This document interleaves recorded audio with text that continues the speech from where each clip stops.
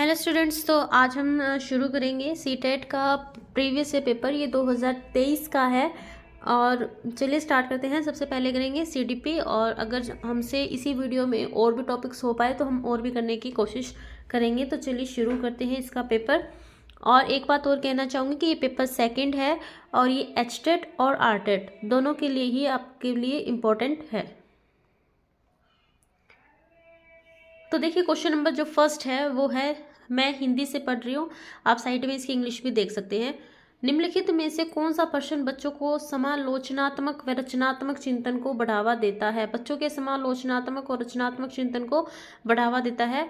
Options है, पानी के बचाव के लिए सबसे अच्छा तरीका कौन सा हो सकता है और क्यों? आपके शहर में पानी कहाँ से आता है? आपके देश में कुल कितने राज्य और इसकी कितनी राजधानियां हैं? आपके देश का नाम व मानचित्र पर इसकी भौगोलिक स्थिति क्या है? तो बताइए, रचनात्मक चिंतन भी बढ़ावा, क्रिएटिव थिंकिंग को भी बढ़ावा मिलना चाहिए और क्रिटिकल थिंकिंग को भी बढ़ावा मिलना चाहिए। तो इसका फर्स्ट बिल्कुल सही है। पानी के बचाव के लिए सबसे अच्छा तरीका कौन सा हो सकता है और क्यों? इसके बाद है, समालोचनात्मक चिंतन में प्रमाण की क्या भूमिका होती है? Role of evidence in the critical thinking. ठीक है, प्रमाण का तार्किक और सुनियोजित रूप से मूल्यांकन किया जाना चाहिए। प्रमाण को बिना विश्लेषण के स्वीकार किया जाना चाहिए। समालोचनात्मक चिंतन के लिए प्रमाण अप्रासंगिक होता है। व्यक्तिगत राय के पक्ष में प्रमाण की उपेक्षा की जानी चाहिए। तो इसका सेकंड का आएगा। फर्स्ट आएगा, प्रमाण का तार्किक और सुनियोजित ढंग से मूल्यांकन किया जाना चाहिए। इसके बाद है, समावेशी शिक्षा में क्या शामिल है? इंक्लूसिव एजुकेशन, वो एजुकेशन जो सबके लिए होती है। सभी शिक्षार्थियों के लिए मानक पाठ्यचर्या, विद्यार्थियों का उनकी योग्यता के आधार पर पृथक्करण में वर्गीकरण करना, विशेष आवश्यकता वाले शिक्षार्थियों को केवल व्यावसायिक शिक्षा का प्रावधान या व्यक्तिगत अंतरों की पहचान के परिणाम स्वरूप पाठ्यचर्या में लचीलापन। क्वेश्चन नंबर थर्ड का फोर्थ आएगा, व्यक्तिगत अंतरों की पहचान के परिणाम स्वरूप पाठ्यचर्या में लचीलापन।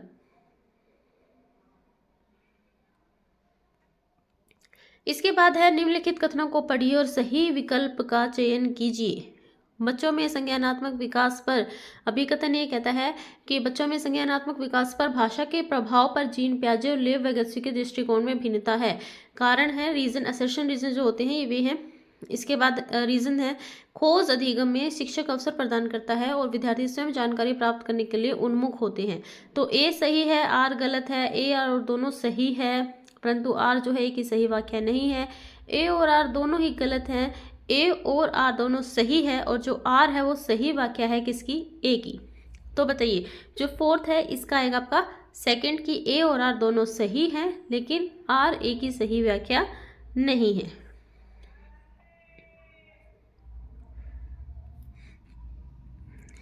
इसके बाद है, निम्नलिखित में से कौन सा समूह उन विशेषताओं का सही ढंग से उल्लेख करता है जो प्रतिभाशाली विद्यार्थियों और कक्षा में अन्य विद्यार्थियों के बीच आमतौर पर भिन्न होते हैं? समझ की अग्रवर्ती गहनता, सीखने की तेज गति, समझ के लिए दूसरों पर अधिक निर्भरता, शारीरिक विकास की तेज गति।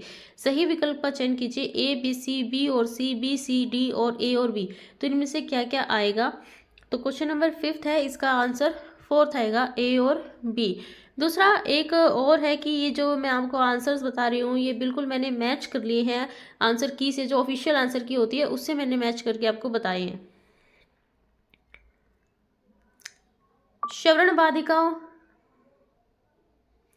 श्रवण बाधिता के संदर्भ में निम्नलिखित में से कौन सा कथन सही है? श्रवण बाधिता बच्चे के प्रभावी ढंग से संवाद करने की क्षमता को प्रभावित कर सकती है।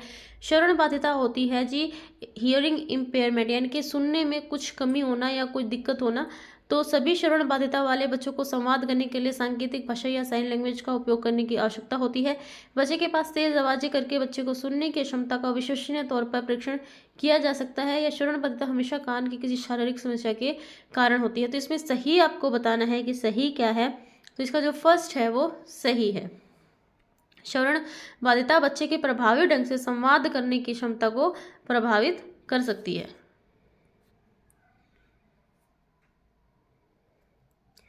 समावेशन के संदर्भ में पाठ्यचर्या सीखने की अपेक्षाएं खालिस्तान में समान है जबकि खालिस्तान में वे भिन्न हैं। संवर्धन, गतिवर्धन, संशोधन, समायोजन, गतिवर्धन, संवर्धन, समायोजन या संशोधन। तो आप इसको बेटर पढ़ सकते हैं इंग्लिश में। In the context of the inclusion curriculum learning expectations, curriculum learning पाठ्यचर्या में जो आप सीखते हैं उनकी जो एक्सपेक्टेशंस होती हैं वो सेम होती हैं, किस में सेम होती हैं?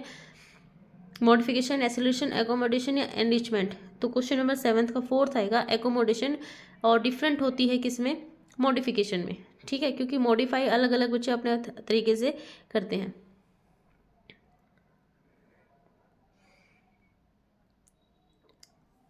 इसके बाद है संरचनावादी सिद्धांतकारों के अनुसार निम्नलिखित में से कौन सा कथन सही नहीं होगा? संरचनावादी, कंस्ट्रक्टिविस्ट थ्योरिस्ट।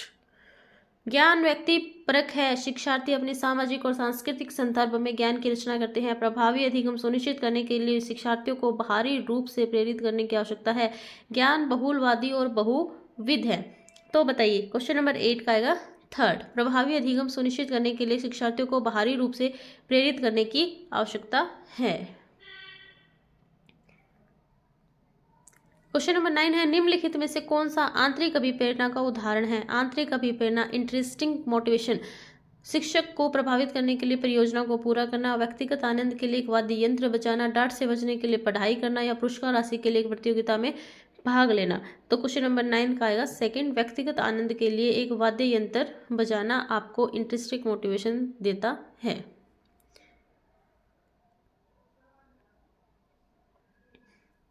इसके बाद है निम्नलिखित कथनों को पढ़िए और सही विकल्प का चयन कीजिए। सेशन और रीजन का दोबारा से क्वेश्चन है। सेशन में कहता है कि शिक्षकों को विद्यार्थियों में विशेष जातीय समूहों के बारे में रूढ़िवादिता को तोड़ने के लिए कड़ी मेहनत करनी चाहिए। शिक्षा का एक प्रमुख उद्देश्य विद्यार्थियों को समालोचनात्मक आत्मचिंतन के लिए प्रोत्साहित करना है। तो बताइए कौन सा सही होगा? क्वेश्चन नंबर 10th में 4 सही है, ए और आर दोनों ही सही हैं तथा आर जो है वो ए की सही व्याख्या है।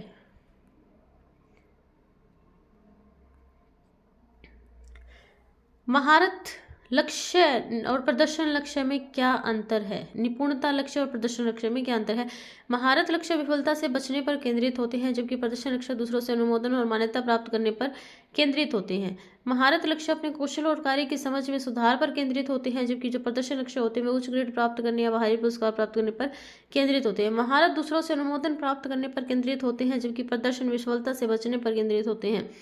महारत लक्ष्य में दूसरों के साथ प्रतिस्पर्धा करने के लिए एक निश्चित स्तर के प्रदर्शन को प्राप्त करने पर ध्यान केंद्रित किया जाता है, जबकि प्रदर्शन लक्ष्य में खुद के कौशल और खुद की जो अचीवमेंट्स हैं उनमें सुधार करने पर, खुद की जो स्किल्स हैं और अंडरस्टैंडिंग है उन पर ध्यान केंद्रित किया जाता है। तो क्वेश्चन नंबर 11 का आपका 2nd आएगा। कौशल और कार्य की समझ में सुधार पर केंद्रित होते हैं महारत लक्ष्य, और प्रदर्शन लक्ष्य उच्च ग्रेड प्राप्त करने या बाहरी पुरस्कार प्राप्त करने पर केंद्रित होते हैं। इसके बाद है क्वेश्चन नंबर 12, भाई बहन के रिश्ते या रिश्तों। भाई बहन के रिश्ते माता पिता और साथियों के साथ संबंधों से भिन्न होते हैं और बाल्यावस्था में समाजीकरण में महत्वपूर्ण भूमिका निभाते हैं। माता पिता और साथियों के साथ संबंधों के समान हैं और बाल्यावस्था में समाजीकरण में महत्वपूर्ण भूमिका निभाते हैं। केवल प्रारंभिक बाल्यावस्था में ही महत्वपूर्ण भूमिका निभाते हैं कि समाजीकरण में अधिक भूमिका नहीं है। क्वेश्चन नंबर 12 का आपका 1st बिल्कुल ठीक है, माता पिता और साथियों के साथ संबंधों से भिन्न होते हैं। निम्नलिखित कथनों को पढ़िए और सही विकल्प का चयन कीजिए। अभिकथन ए, असर्शन, बच्चों के बीच विकासात्मक दरों में काफ़ी भिन्नताएं मौजूद होती हैं। रीजन दिया है इसने, विकासात्मक अंतर अनुवांशिक और अनुभवात्मक विविधताओं की जटिल अंतःक्रिया का एक अनिवार्य परिणाम है। तो क्वेश्चन नंबर 13 का आएगा 4th की दोनों ही सही है, और जो आर है वो ए की सही व्याख्या है। इसके बाद है क्वेश्चन नंबर 14, निम्नलिखित कथन में विकास के किस सिद्धांत को दर्शाया है? जो बच्चे अपने शुरुआती वर्षों में भाषा सीखने के लिए अनुकूल वातावरण से वंचित रहते हैं उन्हें बाद के जीवन में भाषा चुनने में थोड़ी सी कठिनाई होती है। भाषा का विकास पूरी तरह से अनुवांशिक पर निर्भर करता है। भाषा और अनुभूति जटिल रूप से परस्पर संबंधित है। विकास अव्यवस्थित और अप्रत्याशित होता है और भाषा के विकास का एक संवेदनशील पीरियड है। तो क्वेश्चन नंबर 14 है, इसका 4th आएगा। भाषा विकास का एक संवेदनशील क्या है? Sensitive period of language development.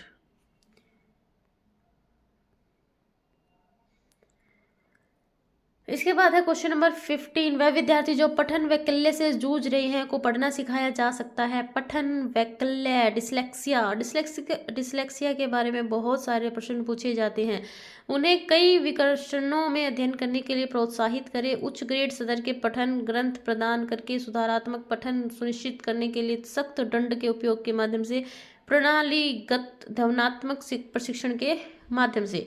तो क्वेश्चन नंबर 15 का लास्ट आएगा, प्रणालीगत ध्वन्यात्मक प्रशिक्षण के माध्यम से आप उनको पढ़ा सकते हैं या उनकी स्थिति में सुधार कर सकते हैं।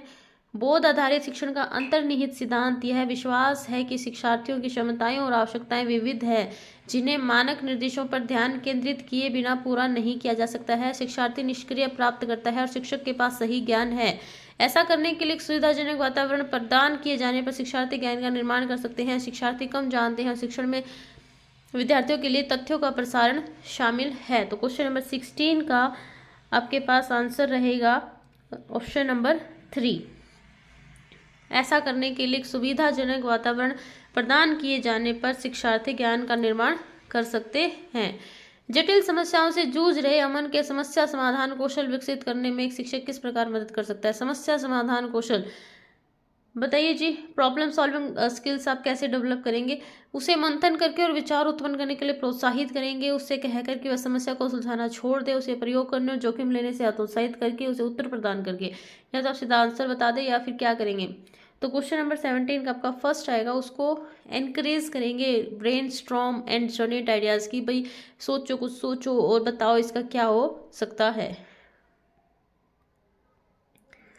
माध्यमिक कक्षाओं में अधिगम के लिए एक अनुकूल कक्षा का वातावरण खालिस्तान पर केंद्रित होता है। माध्यमिक कक्षाओं इनकी जो मिडिल क्लासेस होती हैं, 8वीं जैसी मिडिल क्लास बोलते हैं, 8वीं के आसपास की क्लासेस को भी, में अधिगम के लिए एक अनुकूल कक्षा का वातावरण किस पर निर्धारित होता है? सजा और शर्मिंदगी के डर पर बिल्कुल भी नहीं हो सकता, क्योंकि जहाँ सजा और डर आ गए वहाँ तो पेडागोजी में ये कांटा ही लगाना है आपको, क्योंकि ये जिन दोनों चीज़ें तो बिल्कुल ही नहीं होनी चाहिए। सहकारी अधिगम, प्रतिस्पर्धी लोकाचार्य, अनुबंधन और पुनर्बलन। तो 18 का आपका सेकंड आ जाएगा, सहकारी अधिगम, कॉर्पोरेट लर्निंग, यानी कि कुछ टीचर बताए और कुछ बच्चों पर ही जो सारी आजकल पेडागोजी है वो फोकस हो गई है लगभग। ले वैगोत्सी का मानना था कि वैगोत्सी विकास को किस तरह से देखते थे? प्रकृति में असंतत है, अनुवांशिक प्रोग्रामिंग का खुलासा है, सीधे परिपक्वता के परिणाम से होता है, सीधे सामाजिक संपर्क के परिणाम से होता है। तो वैगोत्सी कहते थे कि भाई सोशल इंटरेक्शन की वजह से होता है क्या विकास। तो इसका आ जाएगा 19 का 4th। इसके बाद आ गया प्याजे के अनुसार गुणात्मक रूप से 4 विभिन्न अवस्थाएं बताइए। गुणात्मक 4 क्वालिटेटिवली डिफरेंट स्टेजेस दुनिया की विभिन्न संस्कृतियों में व्यापक रूप से भिन्न होती है। उदाहरण देकर समझाती है कि बच्चों का मन लघु वयस्क मन होता है, बच्चों के जेनेटिक कोड पर निर्भर करती है, या फिर बच्चों के विकास के सार्वभौमिक पैटर्नों का प्रतिनिधित्व करती है। तो जो चारों अवस्थाएं हैं वो क्या करती हैं? तो 20 का आपके पास आएगा जी, लास्ट आ जाएगा, बच्चों के विकास के सार्वभौमिक पैटर्नों का प्रतिनिधित्व करती हैं। Represent universal patterns of the development of the children, सब तरह का जो विकास है उस पर। इसके बाद फिर से प्याजे के बारे में क्वेश्चन पूछ रहा है। क्वेश्चन नंबर 21, निम्नलिखित में से कौन सी प्याजे की संज्ञानात्मक विकास के सिद्धांत की सीमा है? सीमा, लिमिटेशन, वो बताना है कि संज्ञानात्मक विकास में भाषा की भूमिका पर ज़्यादा बल देता है, संज्ञानात्मक विकास में व्यक्तिगत भिन्नताओं को ध्यान में नहीं रखता, संज्ञानात्मक विकास में जैविक कारकों की भूमिका को वो ध्यान में नहीं रखता, या फिर वह संज्ञानात्मक विकास पर संस्कृति और सामाजिक कारकों के प्रभाव को ध्यान में नहीं रखता। तो 21 का आपका लास्ट वाला आ जाएगा, संज्ञानात्मक विकास पर संस्कृति और सामाजिक कारकों के प्रभाव को ध्यान में नहीं रखता। इन चीज़ों को प्याजे जी नहीं मानते हैं। कहाँ नहीं मानते हैं? जब वो अपने संज्ञानात्मक विकास का सिद्धांत प्रेजेंट कर रहे होते हैं तब। इसके बाद एक असेशन रीजन का क्वेश्चन है कि ये सेशन में कहता है कि प्रत्येक वर्ष लता जो कक्षा 7वीं की शिक्षिका है, उनके क्षेत्रों में कैरियर पर चर्चा करने के लिए एक महिला गणित प्रोफेसर और एक पुरुष नर्स को अपनी कक्षा में आमंत्रित करती है। इसके बाद जेंडर अंतर जन्मजात है और समाज के माध्यम से अधिग्रहित नहीं है। तो बताइए कि ए और आर का क्या कुछ है, दोनों गलत हैं या दोनों सही हैं या एक दूसरे के लिए सही नहीं है। तो 22 का आपका फर्स्ट आ जाएगा कि ए सही है परंतु जो आर है वो गलत है।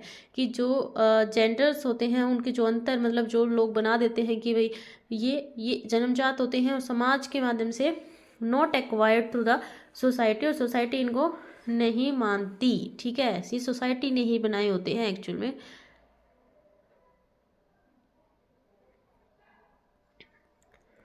इसके बाद है क्वेश्चन नंबर 23। एक प्रगतिशील कक्षा में विद्यार्थी, प्रगतिशील प्रोग्रेसिव क्लासरूम, एक तो इंक्लूसिव एजुकेशन, प्रोग्रेसिव क्लासरूम। ठीक है, इस तरह के क्वेश्चंस आपको अच्छे से रट लेने चाहिए कि इंक्लूसिव एजुकेशन में क्या क्या होता है, समावेशी शिक्षा में क्या क्या होता है, प्रोग्रेसिव क्लासरूम किस तरह से होते हैं। अधिक प्रश्न, विद्यार्थी अधिक प्रश्न ही पूछते हैं, शिक्षक से प्रश्न पूछते हैं, एक दूसरे से प्रश्न पूछते हैं या स्वयं से प्रश्न पूछते हैं। इसमें आपको ऑप्शन मिल रहे हैं कि बी और डी दोनों आएंगे कि शिक्षक से भी प्रश्न पूछते हैं और स्वयं से भी प्रश्न पूछते हैं, या बी और सी आएंगे, बी सी डी आएगा, या फिर सिर्फ ए ही आएगा कि विद्यार्थी प्रश्न ही ज़्यादा पूछ ही नहीं सकते। तो ऐसा तो नहीं हो सकता। ठीक है, तो 23 का आपका 3 आ जाएगा, बी सी और डी को छोड़ करके, प्रश्न पूछना अधिक प्रश्न नहीं पूछना इसको छोड़ करके बाकी सारे आएंगे। इसके बाद आता है कि पुरुष या स्त्रीलिंग होने से जुड़ी अपेक्षाओं को खालिस्तान कहा जाता है और इन्हें खालिस्तान सीखा जाता है। जेंडर भूमिकाएं बाल्यावस्था की सभी अवस्थाओं से लेकर वयस्कता में भी सीखा जाता है। तो इसका मेरे को फर्स्ट ही लग रहा है, सही लग रहा है कि जुड़ी अपेक्षाओं को जेंडर भूमिका ही कहा जाता है और इन्हें सभी बाल्यावस्था से शुरू होकर और वयस्कता तक इनको सीखा जाता है। Let me check. हाँ ठीक है, इसका फर्स्ट ही आएगा, 24 का फर्स्ट। इसके बाद है बुद्धि के संदर्भ में निम्नलिखित में से कौन सा दृष्टिकोण शिक्षार्थियों के बीच विविधता के सम्मानपूर्ण व विचार का समर्थन करता है। बुद्धि के संदर्भ में बताना है आपको कि बुद्धि के संदर्भ में कौन सा दृष्टिकोण विविधता के सम्मानपूर्ण विचार का समर्थन करता है। जो बुद्धि होती है वो वातावरणीय कारकों से प्रभावित नहीं होती, बुद्धि अनुवांशिक कारणों से प्रभावित नहीं होती। बुद्धि को मापने के लिए बुद्धि लब्धि परीक्षण ही एकमात्र साधन है और बुद्धि बहुआयामी है और समय के साथ बदल सकती है। तो देखिए, बुद्धि मल्टी डायमेंशनल तो है, बिल्कुल है, तो बुद्धि बहुआयामी है और समय के साथ बदल भी सकती है क्योंकि हम समय के साथ मैच्योर हो जाते हैं। जो आज हम पढ़ रहे हो सकता है बाद में हम थोड़ा इम्प्रूव उसको कर करके फिर से पढ़े, क्योंकि छोटे बच्चों को रटवा दिया जाता है फिर बाद में उनको लॉजिकली समझाया जाता है जब वो बड़े हो जाते हैं। तो इसका फोर्थ आ जाएगा, 25 का फोर्थ। इसके बाद आता है निम्नलिखित में से किसने सामान्य बुद्धि की अवधारणा की आलोचना की और बुद्धि का एक वैकल्पिक सिद्धांत प्रस्तावित किया। तो कौन था जिसने अल्टरनेटिव थ्योरी दी इंटेलिजेंस की।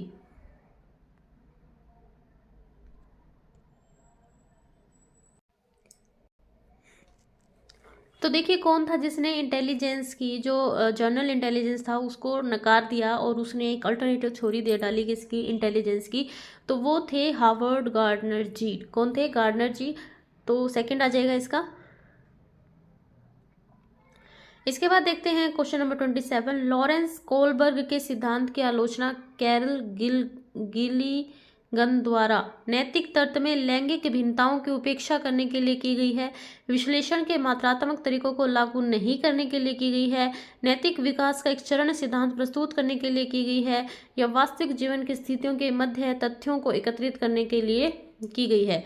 तो लॉरेंस कोलबर्ग के सिद्धांत की आलोचना क्यों की थी इन्होंने, तो 27 का आ जाएगा इसका फर्स्ट, नैतिक तर्क में लैंगिक भिन्नताओं की उपेक्षा करने के लिए की गई है। इसके बाद है क्वेश्चन नंबर 28। एक शिक्षिका अपने विद्यार्थियों को अधिसंज्ञानात्मक कौशल विकसित करने में मदद करना चाहती है। ठीक है, शिक्षिका हेल्प करना चाहती है बच्चों की क्या डेवलप करने में, मेटाकॉग्निटिव स्किल्स। निम्नलिखित में से कौन सी रणनीति सबसे अच्छी रहेगी, विद्यार्थियों को प्रेरित करने के लिए लगातार ग्रेड और प्रतिपुष्टि प्रदान करना। जैसे आजकल वो छोटे बच्चे होते हैं ना, उनके वो टॉफी वगैरह या आइसक्रीम वगैरह बना देते हैं, उसी तरह से ग्रेड और प्रतिपुष्टि प्रदान करना, क्योंकि हम पेपर सेकंड की तैयारी कर रहे हैं तो वहाँ छोटे बच्चे होते नहीं है। विद्यार्थियों को प्रोत्साहित करना कि वे स्वयं अपने अधिगम पर चिंतन करें और अपनी प्रगति का मूल्यांकन करें। विद्यार्थियों को याद करने के लिए पाठ सौंपना और उन्हें पाठ्य पुस्तक से जानकारी दोहराने के लिए प्रोत्साहित करना। विद्यार्थियों को सभी सीखने के कार्यों के लिए विस्तृत और निर्देशात्मक निर्देश प्रदान करना। तो 28 का आपका सेकंड आ जाएगा कि विद्यार्थियों को प्रोत्साहित करना कि वे स्वयं अपने अधिगम पर चिंतन करें और प्रगति का क्या करें, मूल्यांकन करें।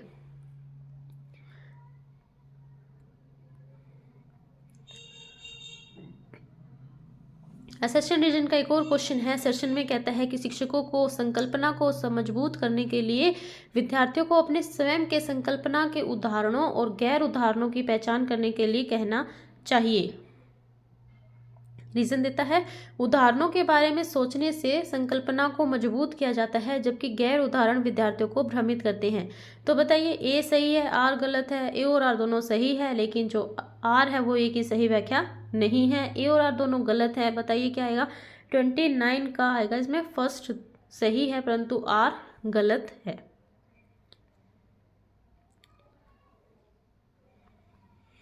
इसके बाद है क्वेश्चन नंबर 30। समान अधिगम के सामान्य सिद्धांत बताते हैं। General principles of the learning के सामान्य सिद्धांत बताते हैं कि विद्यार्थी बेहतर रूप से सीखते हैं यदि शिक्षक क्या हो भाई, पहले अवधारणा को उसके प्रतीकात्मक रूप में प्रस्तुत करे, फिर उसके भौतिक रूप पर आए। पहले उस पर चर्चा करें जिसके बारे में विद्यार्थी को नहीं पता है, फिर उस पर आए जो विद्यार्थी पहले से जानते।